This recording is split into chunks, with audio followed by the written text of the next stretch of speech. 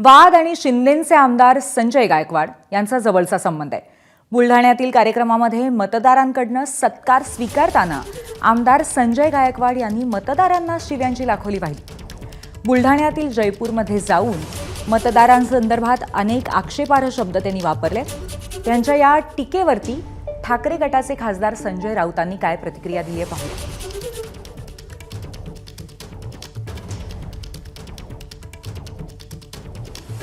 तुम्ही साधं एक मत मला देऊ शकत नाही। फक्त दारू, मटन, पैसे, अरे 2-2 हजारात विकले गेले। 2-2 हजारात, 5 हजारात, याच्यापेक्षा तर झाल्यापेक्षा। अरे एकीकडे हा आमदार आपल्या लेकीबाईचं कल्याण करायला निघाला, या मतदारसंघाचं कल्याण करायला निघाला। मला काही स्वार्थ त्याच्यामध्ये नाही। आणि हे लोक फक्त म्हणतात की संजय गायकवाडला पाडा कशा करता। समजा मी पडलो असतो, झाले असते प्रोजेक्ट सगळे होऊ शकले असते। माझा चॅलेंज आहे, एक खडा बी नसता पडला। या प्रकारावरती ठाकरे गटाचे खासदार संजय राऊत, अरविंद केजरीवाल आणि महसूल मंत्री चंद्रशेखर बावनकुळे यांनी काय प्रतिक्रिया दिली आहे पाहूया। खरं तर आम्ही निवडून आलेले प्रतिनिधी जे आहेत ते पब्लिक सर्वंट आहोत, जनसेवक आहोत आणि जनसेवकांनी जनतेच्या आणि मतदारांच्या समोर नतमस्तक होऊनच त्या ठिकाणी आपला कारभार केला पाहिजे। छत्रपती शिवाजी महाराजांची जी शिकवण आहे ती शिकवण आपण अंगीकारली पाहिजे।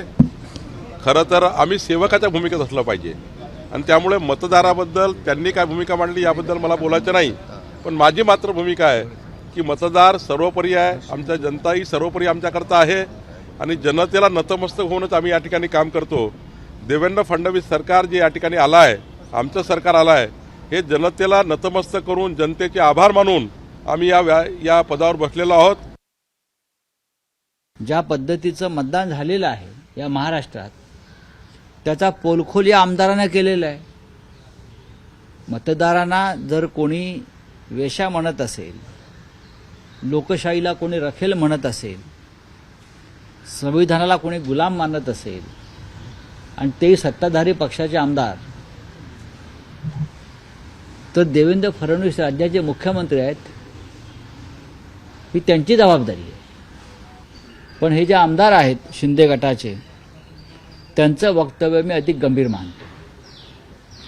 या महाराष्ट्रातल्या कोट्यावधी मतदारांना जर कोणी वेश्या म्हणत असेल तर त्यांचे जे नेते आहेत एकनाथ शिंदे यांनी त्यांचा राजीनामा घेतला पाहिजे। इतकं घाणेरडं बोलल्यानंतर सुद्धा महाराष्ट्रातल्या त्यांच्यातल्या ज्या खास महिला आहेत भाजपच्या, ज्या उचंबळून येतात त्यांना त्यांची तोंड अशी वेळ का शिवली जातात ती मला कळत नाही अजिबात। का कदाचित नंतर तुम्ही दाखवायचं पण बंद केलं ते। काय तुमचा मीडिया लोकशाही जनतंत्र मानतो हा? एका मिनिटात बंद। संजय गायकवाडांचं वक्तव्य शब्द नाही सांगत, शब्द पण कळू द्या लोकांना काय बोलले ते कळू दे ना। मग अशा लोकांना आपण निवडून दिले याची सुद्धा जनतेने आता अंतर्मुखून विचार केला पाहिजे। मग दादा काय बोलले असतील, आणखी ते काय बोलले असतील, हे सगळे एका माळेचे मणी आहेत, एवढं लक्षात ठेवा। एबीपी माझा, उघडा डोळे बघा नीट।